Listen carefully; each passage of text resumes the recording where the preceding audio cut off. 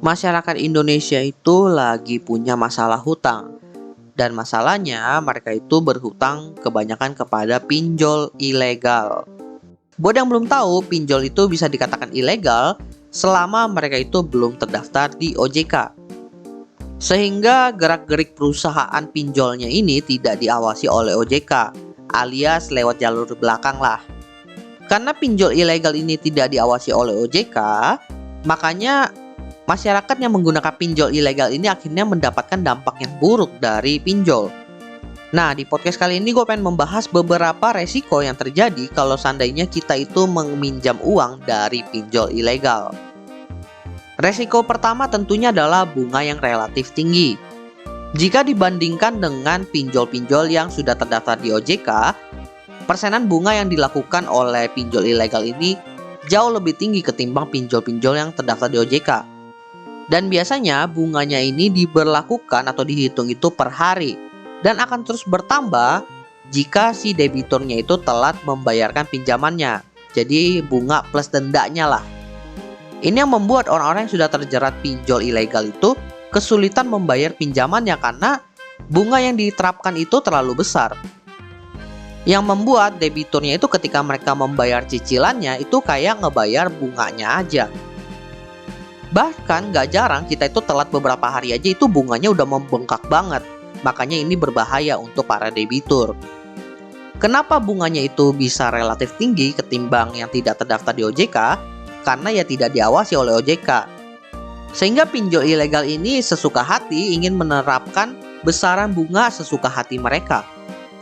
Toh gak ada teguran, gak ada apa. Yang penting mereka itu dapat duit.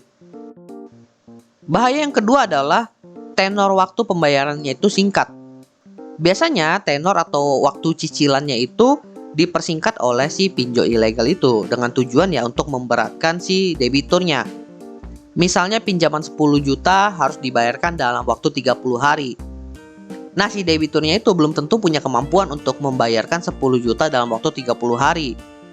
Dimana kalau seandainya kita itu melakukan pinjaman di pinjol yang legal, tentunya udah ada semacam validasi dulu. Nih orang mampu nggak bayar 10 juta dalam waktu 30 hari. Intinya ada filter yang dilakukan. Sedangkan di pinjol ilegal ini nggak ada. Mereka taunya lu pinjam, lu harus bayar dalam waktu 30 hari. Kalau enggak lu harus kena denda dan juga harus bayar bunganya. Nah, hal-hal seperti ini yang membuat biasanya debitur itu akhirnya telat bayar, kemudian nggak mampu bayar karena bunganya itu udah terlalu membengkak. Lalu resiko yang ketiga adalah biaya admin yang besar.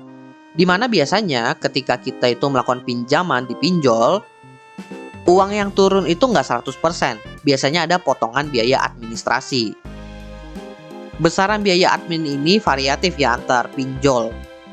Tapi untuk pinjol yang terdaftar di OJK itu rata-rata di bawah 10%-an. Nah, untuk pinjol yang ilegal ini cukup tinggi karena di angka sampai 30%-an. Jadi anggap aja kalian itu pinjam 10 juta tapi yang turun ke kalian hanya 7 juta. Tapi kalian itu harus tetap bayar dengan nominal 10 juta. Nah, besaran persentase dari biaya admin ini nih yang merugikan dari sisi debitur pinjol ilegal. Kemudian resiko lainnya adalah informasi yang tidak transparan. Informasi yang tidak transparan ini terkait bunganya tadi, kemudian tenornya dan juga biaya adminnya itu tidak dijelaskan di awal kalian itu mengajukan pinjaman. Kalian itu baru tahu ketika pinjamannya itu turun. Sehingga nggak sedikit nih orang-orang yang ketika mereka itu mengajukan pinjaman kaget nih setelah duitnya turun. Udah dipotong, bunganya gede, kemudian tenornya itu singkat. Informasi yang kurang transparan inilah yang membuat orang-orang itu akhirnya terjerat hutang pinjol ilegal. Karena ya kalau mereka tahu biaya adminnya itu 30%, bunganya itu tinggi dan harus bayar dalam waktu sebulan, belum tentu ada yang mau ngambil. Jadi ya itu salah satu siasat dari pinjol ilegal ini agar mereka itu bisa mendapatkan debitur dan juga mendapatkan untung lah dari sana. Lalu resiko yang selanjutnya adalah ancaman debt collector. Jadi perlu diketahui dulu bahwa untuk pinjol yang legal yang terdaftar di OJK itu, para pihak penagih hutangnya itu harus mengantongi sertifikasi penagihan yang dikeluarkan oleh Asosiasi Fintech Pendanaan Bersama Indonesia atau AFPI. Nah, dari sini tentunya ada metode-metode, ada step by step-nya kalau mereka itu ingin melakukan penagihan hutang. Tapi untuk pinjol yang ilegal, para penagih hutangnya ini itu tidak punya sertifikasi AFPI. Jadi kita nggak tahu tuh cara apa yang bakalan mereka pakai untuk menagih hutang kita. Bahkan nggak jarang banyak yang merasa terteror karena ancaman debt collector dari pinjol ilegal ini. Jadi ya gara-gara pinjol ilegal ini, hidupnya bukan jadi lebih baik, malah jadi dalam bahaya. Dan resiko terakhir adalah kita tidak mendapatkan perlindungan dari OJK.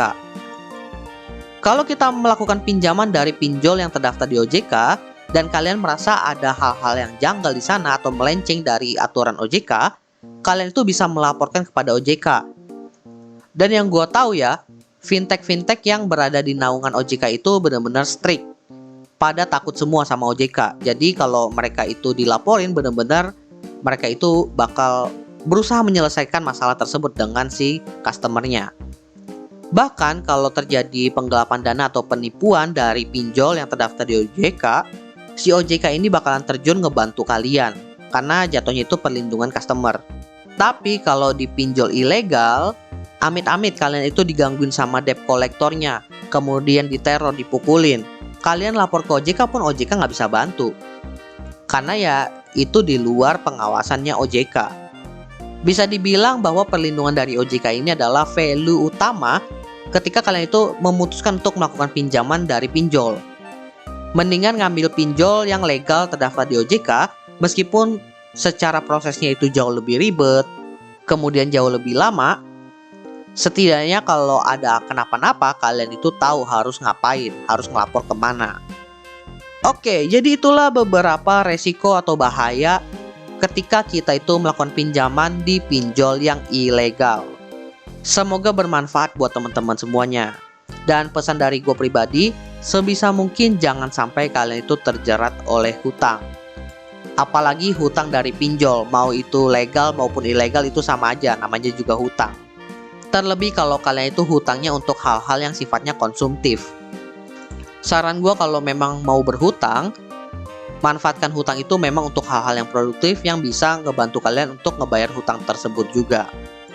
Tapi balik lagi, sebelum ngambil pinjaman, pikirkan sematang-matangnya. By the way teman-teman, jangan lupa follow Instagram dan juga akun TikTok Opsiana Podcast di @opsianamedia, karena di sana akan ada konten-konten menarik dan juga yang bermanfaat buat teman-teman semuanya. Dan juga kalian akan mendapatkan update dari Opsiana Podcast kalau nantinya ada episode terbaru yang rilis. So, jangan sampai teman-teman ketinggalan sama update-nya. Dan terakhir, jangan lupa juga untuk follow atau subscribe Opsiana Podcast di platform kesayangan teman-teman. Dan nantikan konten-konten menarik dari Opsiana Podcast nantinya di sana. Oke, gua rasa itu aja. Thank you buat teman-teman yang sudah mendengarkan. See you next time di episode Opsiana Podcast lainnya.